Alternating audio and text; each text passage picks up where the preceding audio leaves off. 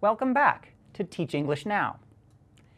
In the last video, we talked about the problem of time and ways in which you can solve this problem by either increasing the amount of practice within the class or helping students recognize that language can be learned outside the classroom.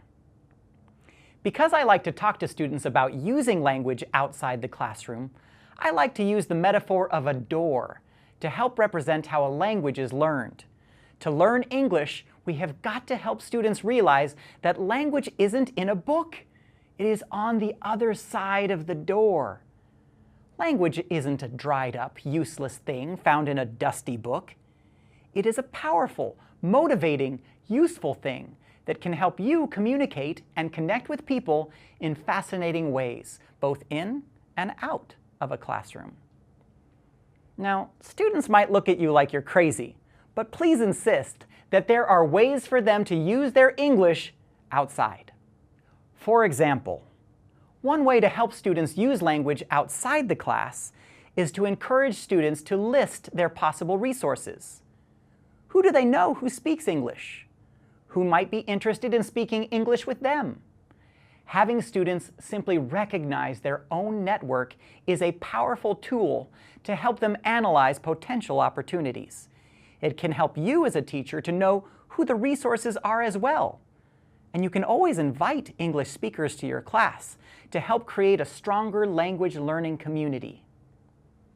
After students have written down their list of resources, people, places, and things where they can use English, you can help them create language goals that will push them out of their comfort zones and give them time to think about where they might use their English. Another possibility is the creation of English clubs. These are places where students can go to speak freely and practice the forms they are using. In an English club environment, often students can watch movies or bring in music that they are interested in. Sometimes, students are paired so that they can engage in certain conversational topics.